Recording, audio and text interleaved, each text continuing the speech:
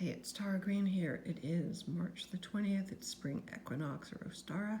The sun enters Aries today at exactly 11:33 a.m. That is Eastern Daylight Time. So the sun enters Aries. It is the beginning of the real natural year. It is International Astrology Day as well. So happy Astrology Day to all those astrologers and everyone who loves astrology. So as the sun enters Aries, we start a whole new year. So what you want to do is think this is the real new year in the natural cycle in the northern hemisphere. Of course, down under it's the autumn equinox. It's the only 2 dates in the year when day and night are equal. That is a balance of the masculine and the feminine, or the active or the receptive, and that's very, very important. Now, literally minutes after the sun enters Aries, the moon enters Scorpio. So the spring equinox occurs on a void of course moon, which is very interesting because traditionally that means that, well, nothing really comes of this. Moon enters Scorpio at 11:45. That's like literally 12 minutes after the equinox. So things are going to be very intense and very deep and very emotional, very transformative, very martial, very plutonic, I would say, because this chart of the year represents the whole year ahead. So even on an equal house system, the moon is in the 8th house of finance, of death, rebirth, transformation, other people's money, taxes, power, control, secrets. So the moon and the sun are in conjunct each other, again, at that same time, literally minutes after the equinox, which means the moon, the emotional, the feminine, the hidden, the mysterious, and the sun, the ego, and the outer, what's going on in the outer surface, are not connected. There is big blind spots there. So we need to use all of our deep Scorpio vision to sense what's really going on below the surface. Okay, in Pacific Daylight Time, Mercury and Jupiter conjunct in Pisces, which is really nice, and that aspect will happen, of course, on the 21st, a few hours later. But that's a very nice, inspirational message. The messenger, Mercury in Pisces, opposite the sign it rules, is not strong, of course, but, conjunct Jupiter, this would be listen to your intuition this whole year ahead. Let's take this chart, which I will bring up later, as being the big message is to listen to your intuition, especially while Jupiter is in Pisces, which it will be only until May the 10th, and then again at the end of the year. The other aspects, Scorpio moon is pretty busy for the next while, but let's keep it at that. So I thought what I'd do is to pull some tarot cards here, and I have the beautiful Muse Tarot deck here. So I will shuffle the cards, and I'm going to pull a card for each sign. Okay. So for Aries, you get the card of the sun. And of course, we're talking about the sun entering Aries. So for Aries, of course, this is your time to shine, especially when Jupiter enters Aries on May the 10th during this year. This is going to be big Aries time. So the number 19 for all signs, if it's your ascendant, your rising sign, if it's your moon sign, what you want to do is think about how you can shine your light. So that's Aries, the sun. Okay.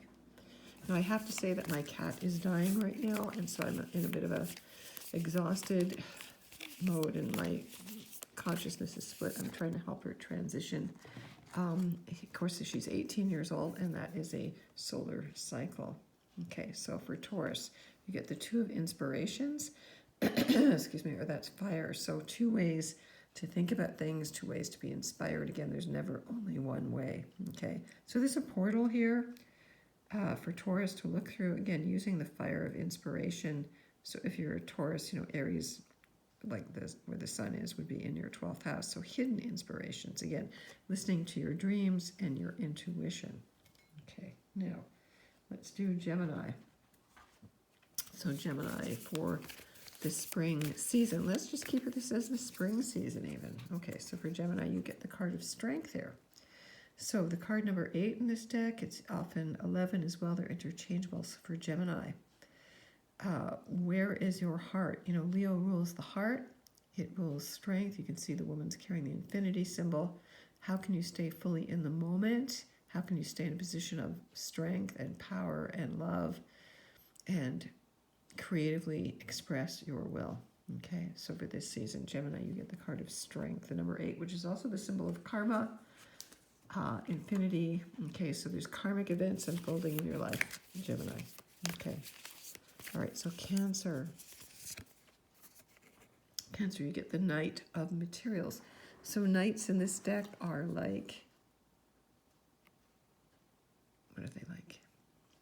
Princes, I believe, in this deck. So the Knight of Materials would be the earthy part of that kind of strong, masculine, protective, defending energy. It's kind of a beautiful image here. So Cancer, roses are always the symbol for material in this deck. So the horse represents, again, instincts, Epona, the goddess Epona, freedom, adventure, traveling, mattering, what matters to you? How can you protect matter, which is also the mother, and Cancer is the sign of the mother. So it's about beauty, it's about blossoming, it is about freedom, it's about exerting your ability to run free like the wild horse, your instincts. Okay. All right, so then Leo. All right, Leo. All right, so Leo, you get the Three of Materials. Again, the materials are like discs or coins. There's a beautiful image here, actually. So Leo, I would say you need to kind of add up your trophies, your accomplishments, what you've accomplished on the material plane. The number 3 here, there's always the 3 sisters, the 3 graces, the 3 muses there. They're kind of I like the way they're horizontally got their heads together. So it's kind of a very unique think tank. Again, it's kind of a beautiful, like a top knot here. It's kind of a beautiful spiral up to the cosmos. So it's kind of a braiding, a weaving, very feminine kind of symbols here. Leo, what do you need to weave together in a new way? Okay. All right, so now, Virgo. Now we've just had that Virgo full moon on Friday. So really, this equinox really is on the coattails of the full moon, right? At 27 degrees of Virgo square the galactic center. So Virgo, okay, you get the 6 of Materials. So again, these are all, it's a beautiful card here as well. Virgo is an earth sign. So the 6s always relate to love, to harmony. They're at the center of the tree of life. So feeling yourself at the center of the 6-pointed star, which is always the balance of the masculine and the feminine, being in a place of love, loving your life, loving your health, loving your work, loving your community, really embracing your beauty, I would say, Virgo. Okay. Okay, Aries, Taurus, Gemini, Cancer, Leo, Virgo. Okay, so Libra. Libra. Okay, you get the Wheel of Fortune here. So spring equinox, Libra is the 7th sign, the 7th house away from Aries on a natural whole house system. So again, the Wheel of Fortune, Libra, you need to expand your horizons. You need to have faith and trust. The Wheel of Fortune is like Jupiter. And it's also got the phases of the moon on there. So pay a special attention, Libra, to the moon's phases and move with them in a much more natural cycle, following nature. Okay, so Libra, you're ruled by Venus, but this is very much about following your emotional instincts, your dreams. Okay. All right, so Scorpio. Now, again, the moon goes into Scorpio right after the equinox. So again, I think that's a strong tinge of the next 3 months, or we could even look at this as the whole year ahead. So Scorpio, you get the 4 of emotions here. This would be like the 4 of cups. It's 4 of water. The 4s always have to do with the 4 chambers of the heart. In this one, you can see there's like 2 faces coming together. So seeing the mirroring of yourself all around you in the world, how can you keep things flowing and balanced but stable? The 4s always represent working with the 4 elements. So the 4 elements in your emotions, Scorpio. I guess Scorpio is a very emotional sign, so pay attention to that. What does it mean to have the earth, fire, air, water flowing through your heart? All right, so Sag. So what does this spring equinox bring to you? Okay, you get the Queen of Emotions. Okay, so the Queens, again, the strongest feminine energies, emotions, water. So a lot of water. It's a very beautiful card, actually. Again, emotions, dealing with water. Jupiter, your ruling planet, is in Pisces, so it's really time to maybe retreat from the world, really reflect, dream, imagine, be creative, let it all that flow out. You know, it's really good for you to work with that energy right now. Okay, trusting the unconscious. Okay. All right, so Capricorn. So Capricorn, you get the Two of Emotions. Okay, so again, the twos are always about balance. This one's very playful.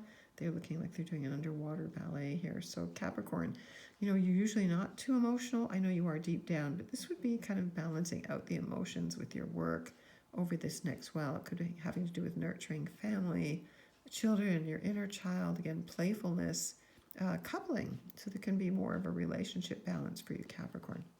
Okay, so Aquarius. Sorry, I'm doing this in a very kind of funny way here, but bear with me. Okay, so Aquarius, you get the number 20, which in this deck is called Awakening. Okay, now, this is traditionally Judgment Day in the traditional tarot, or the Aeon in the Thoth tarot. So, new beginning, Aquarius. Now, of course, Saturn in your sign is awakening a lot of people. We're entering the age of Aquarius. At this point, Venus and Mars are very close in Aquarius. Vesta is in Aquarius. Juno is in Aquarius. So the majority of planets are in Aquarius right now. So how can you lead the awakening of people to the higher consciousness levels? Again, there's that split between the AI, robotic, transhuman, and the awakening to our higher consciousness as ideal humans. So Aquarius, you really need to step into that right now, especially as the Saturn-Uranus square is ebbing out right now. Okay, so Pisces. What is the spring equinox and this season bringing to you? Okay, you get the number 7, Pisces, the Chariot. So again, the Chariot is like the moon. It is like Cancer energy. So again, using your emotional vehicle here, your intuition, your psychic energy, your telepathy, your dreaming ability to be your chariot, you know, to guide yourself, to make you feel strong and safe, that you're really driving the chariot, your emotional body. It's got a kind of nice yantra in the background as well. So very much that balance of the masculine and the feminine energies here. The number 7 also have to do with following the laws of cycles. So the 7 days of the week, the 7 chakras, the 7 traditional planets. Pisces, you have to also remember, you know, there's a time to flow and a time to ebb, and just follow that. But you need to feel much more protected in the driver's seat, especially Jupiter and Neptune coming together on April the 12th could be a really big blowout psychically, emotionally. You need definitely psychic protection, which is what the Chariot is all about. Okay, so if you want to get in touch with me, here's all the cards. I'm at tarottarot.com. Please follow me on my blog at infinitynow.wordpress.com. Yeah, I'm on TikTok, I'm on Twitter, I'm on Instagram.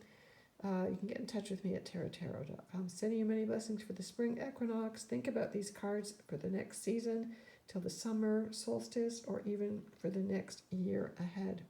Blessings.